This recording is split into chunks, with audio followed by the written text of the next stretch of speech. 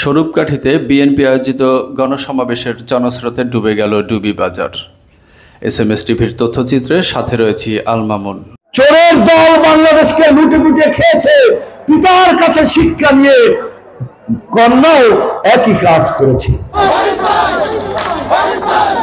আগামী সকল যুদ্ধে আমি আপনাদের সামিল থাকবো, আপনাদের সঙ্গে থাকবো ইনশাআল্লাহ। আপনারা পারেন এরকম একটা জনসভা করে দেখান। আগামী দিনে এই দুই নেতার পক্ষে আমরা নমিনেশনের জন্য যে যে জায়গায় যাওয়া লাগে, যে জায়গায় অবস্থান করা লাগে, ঐতিহাসিক ৭ নভেম্বর জাতীয় বিপ্লব ও সংহতি দিবস উপলক্ষে নেছারাবাদ উপজেলাধীন বলদিয়া ইউনিয়নের ডুবি বাজার সংলগ্ন মাঠে বিএনপির গণসমাবেশ অনুষ্ঠিত। দিবসটি উপলক্ষে ১০ নভেম্বর রোববার বিকাল ৩টায় উপজেলা বিএনপির আহ্বায়ক সাবেক উপজেলা চেয়ারম্যান মোহাম্মদ ওয়াহিদুজ্জামান ওয়াহিদের সভাপতিত্বে অনুষ্ঠিত সমাবেশে প্রধান অতিথির বক্তব্য রাখেন জেলা বিএনপির আহ্বায়ক অধ্যক্ষ মোহাম্মদ আলমগীর হোসেন। বিশেষ অতিথি স্বরূপকাঠি পৌর বিএনপির আহ্বায়ক ও সাবেক মেয়র আলহাজ মোহাম্মদ শফিকুল ইসলাম ফরিদ, জেলা স্বেচ্ছাসেবক দলের সাধারণ সম্পাদক মোহাম্মদ তৌহিদুল ইসলাম, উপজেলা বিএনপির সিনিয়র যুগ্ম আহ্বায়ক মোহাম্মদ নাসির উদ্দিন তালুকদার, জেলা ছাত্র দলের যুগ্ম আহ্বায়ক এসকে আলামিন, উপজেলা বিএনপির যুগ্ম আহ্বায়ক মোহাম্মদ আতিকুল ইসলাম লিটু, মোহাম্মদ আজহারুল ইসলাম টুটুল, মোহাম্মদ সোহেল রানা মৃধা সহ আরও বক্তব্য রাখেন উপজেলা বিএনপি ও সহযোগী সংগঠনের অন্যান্য নেতৃবৃন্দ। এ সময় সড়ক ও নৌপথে আগত বিভিন্ন ইউনিয়নের কর্মী সমর্থকদের মুহুর্মুহু করতালি আর স্লোগানে জড়ো হওয়া জনতার জনস্রোতে যেন ডুবেই যাচ্ছিল ডুবি বাজার। প্রধান অতিথি অধ্যক্ষ মোহাম্মদ আলমগীর হোসেন বলেন, পাকিস্তানি শাসকদের থেকে দেশ মুক্ত হতে চেয়েছে মূলত অর্থনৈতিক বৈষম্যের কারণে এবং তারই ধারাবাহিকতায় বৈষম্য বিরোধী আন্দোলনের ফসল ৫ আগস্টের এই বিজয়, যেখানে জাতীয়তাবাদী পরিবারের ৫ শতাধিক শহীদ হয়েছে। তিনি মুক্তিযুদ্ধে শহীদ প্রেসিডেন্ট জিয়াউর রহমানের ভূমিকা এবং দেশ গঠনে তার অসামান্য অবদান সহ দেশনায়ক তারেক রহমানের ৩১ দফা জনতার মাঝে উপস্থাপন করেন। গণসমাবেশে উপজেলা বিএনপির নেতৃবৃন্দ, সর্বাধিক জনপ্রিয় ও পরীক্ষিত নেতা সাবেক ছাত্রদল ও যুবদল সভাপতি, উপজেলা বিএনপির সাবেক সাধারণ সম্পাদক ও বর্তমান আহ্বায়ক সাবেক উপজেলা চেয়ারম্যান মোহাম্মদ ওয়াহিদুজ্জামান ওয়াহিদকে পিরোজপুর ২ আসনের সংসদ সদস্য পদে মনোনয়নের জন্য উদাত্ত আহ্বান জানান। ১৯৭১ সাল মহান মুক্তিযুদ্ধ, আমাদের দেশের সকল মানুষ পাকিস্তানি হায়নাদের কবল থেকে মুক্ত হতে চেয়েছে। এর মূল কারণ ছিল অর্থনৈতিক বৈষম্য, যে বৈষম্যের কারণে ৫ তারিখের পূর্বে সহস্রাধিক ছাত্র জনতা শহীদ হয়েছে, জাতীয়তাবাদী পরিবারের ৫ শতাধিক নেতা কর্মী শহীদ হয়েছে। আমরা বলি, মহান মুক্তিযুদ্ধে যাদের অবদান রয়েছেন, আফ্রো এশিয়া ল্যাটিন আমেরিকার মহান নেতা মজলুম জননেতা মাওলানা আব্দুল হামিদ খান ভাসানী, যিনি প্রথম কাঠমারি সম্মেলন থেকে ওয়ালাইকুম আসসালাম বলেছিলেন। আমরা বলি, হোসেন শহীদ সোহরাওয়ার্দী বাংলাদেশের বিনির্মাণে যিনি অবদান রেখেছেন। আমরা বলি, শেখ মুজিবুর রহমান, যিনি ৭০ পর্যন্ত মানুষকে ঐক্যবদ্ধ করেছেন। আমরা বলি, জিয়াউর রহমান, যিনি স্বাধীনতার ঘোষণা করেছেন। যত অহংকার করুক, ৭১ থেকে ৭৫ পর্যন্ত তার সমস্ত অবদান মুছে গেছে। চোরের দল বাংলাদেশকে লুটে পুটে খেয়েছে, পিতার কাছে শিক্ষা নিয়ে কন্যাও একই কাজ করেছে। সকল ব্যাংক, সকল বীমা, সকল শিক্ষা প্রতিষ্ঠান, সকল জায়গায় এমন কোন সেক্টর নাই, বড় আপা, ছোট আপা, বাইক না, শেখ পরিবারের ২৬ জন সমস্ত কিছু লুটে নিয়ে বেগমতলায় বাড়ি করেছে কানাডায়, তাই নয়, এর সাথে কিছু দুর্নীতিবাজ সরকারি কর্মকর্তা সবাই মিলেমিশে লুটের মহোৎসব করেছে। প্রিয় ভাইরা, আমি বক্তৃতা দীর্ঘায়িত করবো না, ৩১ দফা আপনারা জনগণের কাছে নিয়ে যাবেন। আজকে যদি শহীদ ভাই, আজকে যদি ওই প্যাকেট নেতা দেখতে চান, ফরিদপুর নেতা দেখতে চান, তাহলে আপনাদেরকে কাজ করতে হবে। সেই কাজটা হলো ২ বছর আগে আমাদের নেতা তারেক রহমান ৩১ দফা জনগণের কাছে দিয়েছে। এর মূল দফা রয়েছে, ২ বারের বেশি কেউ প্রধানমন্ত্রী হতে পারবে না বলে অহংকার হয়ে যায়। এই মূল কথা রয়েছে দ্বিকক্ষ বিশিষ্ট, অর্থাৎ ভোটে একদল নির্বাচন করবে এবং কৃষক শ্রমিক মেয়রিটি মানুষের প্রতিনিধি হয়ে অন্য পক্ষে সমস্ত প্রতিষ্ঠানের মানুষ থাকবে। এর মূল কথা রয়েছে শ্রমিকদের জন্য ন্যায্য পাওনার জন্য আলাদা নির্বাচন কমিশন, আলাদা মজুরি কমিশন গঠন করা হবে, নির্বাচন কমিশনকে শক্তিশালী করা হবে। আর একটি কথা বলেছেন, বিএনপি ক্ষমতায় গেলে গরিব থেকে ধনী সকলের মায়ের নামে একটি কার্ড করা হবে, যে কার্ডের মাধ্যমে তার সমস্ত নিত্য প্রয়োজনীয় পণ্য কম দামে তাকে পাওয়া যাবে। বলেছিলেন 4 হাতে কাজ করতে হবে, ঠিক কিনা? মানুষ মনে করে 4 হাতে কিভাবে কাজ করে, মায়ের হাত বাবার হাত। এই কারণেই তো বাংলাদেশ স্বনির্ভর হয়েছে। ভাইরা, আমাদের জিয়াউর রহমানের 19 দফা দেশ পাতার উন্নয়ন সমৃদ্ধি আর স্বপ্ন, আর তারেক রহমানের 31 দফা, এই নিয়ে আপনাদের যদি গ্রামে গিয়ে মানুষকে বুঝাতে পারে, এর বিনিময় একটি কথা মনে রাখবেন, তারেক রহমান 300 আসনে নমিনেশন দেবে, এর চেয়ে একজনও কম নাই। বিএনপির সাথে আর কোন সংগঠন নাই, বিএনপি এর বিনিময় আপনাদেরকে ক্রয় করতে হবে ধানের শীষে ভোট। পারবেন না? এই তো নেশাবাদের মানুষ, আমাদের দাদাজান হুজুরের উত্তরাধিকার। নিশ্চয়ই আমরা থাকলে সারা বিশ্বের মানুষ, সারা বাংলাদেশের মানুষ আমাদের সাথে থাকবে, ঠিক কিনা?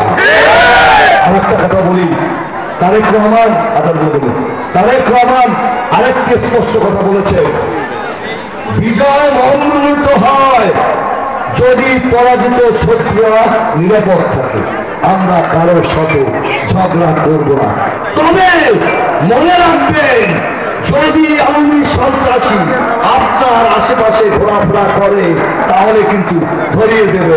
আপনারা ভালো থাকবেন, দেখা হবে মাঝে মাঝে ইনশাআল্লাহ। ধানের শীষের পক্ষে থাকবেন, রাজি আছে? যোগ্য ব্যক্তিকে, জনপ্রিয় ব্যক্তিকে নমিনেশন করুন।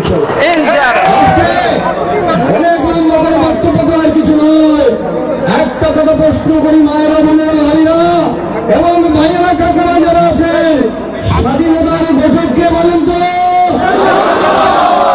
স্বৈরাচারী শেখ মুজিবুর রহমানের একদলীয় শাসন থেকে শুরু করে, বাকশাল থেকে শুরু করে, লক্ষ্মী বাহিনী থেকে শুরু করে যে অপকর্মগুলো করেছিলেন, এই অপকর্মের কারণেই এমন একটা অপমৃত্যু হয়ে গেল 15ই আগস্ট। নাকি মিথ্যা?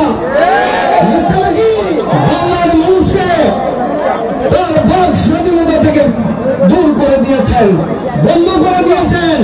একটি মানুষ তাদের অপকর্মের প্রতিবাদ করতে পারেনি। বিগত 17 বছর তাদের শাসনামল চলেছে না? চলেছে। আজকে বললাম সকল স্থানের লোকজনকে বলি, বলদি ইউনিয়নে ইন্দিরা থেকে শুরু করে রাজাবাড়ি থেকে জিলবাড়ি পর্যন্ত পাকা রাস্তা কাজ করেছিল, বিএনপি বন্দি করেছিল। ইন্দিরার হাট থেকে 14 রশি রাস্তা কে করেছিল? বিএনপি করেছিল। নাকি মিথ্যা? এরপরে আর একটি টকি এই 17 বছরে পড়েছে, বলদায় পড়েছে। আজকে আমাদের শুধু মুখে বলি উন্নয়ন নয়, আমাদেরকে বুঝতে হবে এই এলাকার উন্নয়নের জন্য আগামী দিনে যাতে কাছে দিয়ে রাখতে হবে বললাম মানুষকে, সেই জন্য বাংলাদেশ জাতীয় দলকে আবার ক্ষমতায় আনতে হবে। হবে না? উপরে আল্লাহর হুকুম লাগবে, আপনাদের সকলে দোয়া লাগবে, তাই না? আপনারা সকলে আমার জন্য দোয়া করবেন, আমি ইনশাআল্লাহ আপনাদের জন্য দোয়া করব। সকলকে সালাম জানিয়ে আমার জন্য আপনারা দোয়া করবেন। ইনশাআল্লাহ আগামী সকল যুদ্ধে আমি আপনাদের সামিল থাকবো, আপনাদের সঙ্গে থাকবো ইনশাআল্লাহ। আপনারা যদি পারেন এরকম একটা জনসভা করে দেখান কিভাবে আপনারা একটি হতে পারেন। আমি বলেছি এত বড় একটা মিটিং করে জনগণ জনসভা করতে পারবেন না, আমাদের লজ্জা হওয়া উচিত। আমরা যদি এগুলো করতে না পারি আমরা কিভাবে নমিনেশন পাই? আমরা দরখাস্ত দিয়ে কি করব? যারা আপনাদের কাছে এমপির জন্য মনোনয়ন চাবে, ভোট চাবে, তাদেরকে প্রত্যাখ্যান করবে। যে আমাদের মাঝে সবগুলো আছেন জনাব মহিদুজ্জামান রহিত সাহেবকে আমরা এমপি হিসেবে দেখতে চাই। ঠিক না? আমরা মহিদুজ্জামান রহিতকে এই 2 আসনে এমপি নির্বাচিত করতে চাই। পাশাপাশি আজকের যে নেতা এসেছেন জেলার জনাব খরম নিশানকে 1 আসন থেকে আমরা এমপি হিসাবে দেখতে চাই। আগামী দিনে দেশের তারেক রহমানকে দেশে এনে প্রধানমন্ত্রী করে এই দেশকে সুন্দর এবং সঠিকভাবে চালাতে চাই।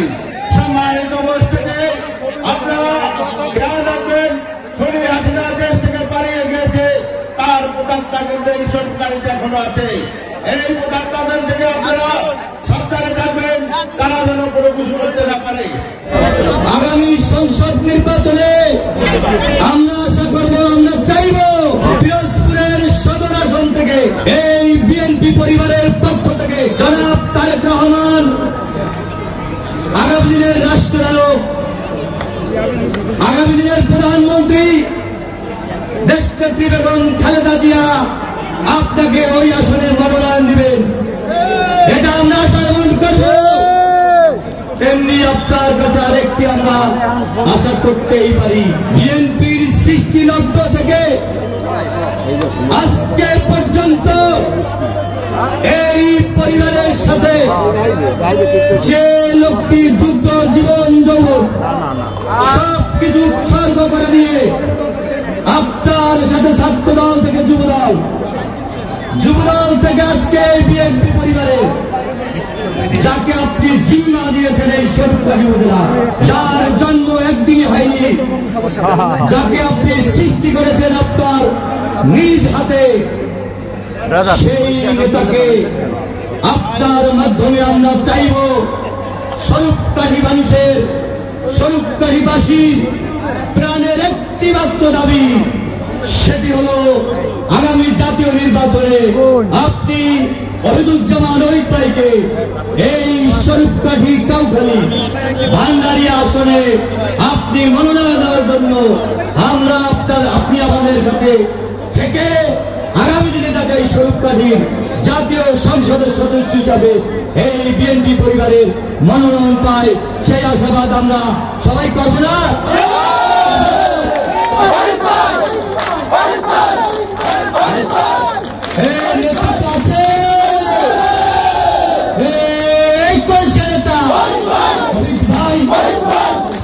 আপনারা সবাই সাথে থেকে আগামী দিনে এই 2 নেতার পক্ষে আমরা নমিনেশনের জন্য যে যে জায়গায় যাওয়া লাগে, যে জায়গায় অবস্থান করা লাগে,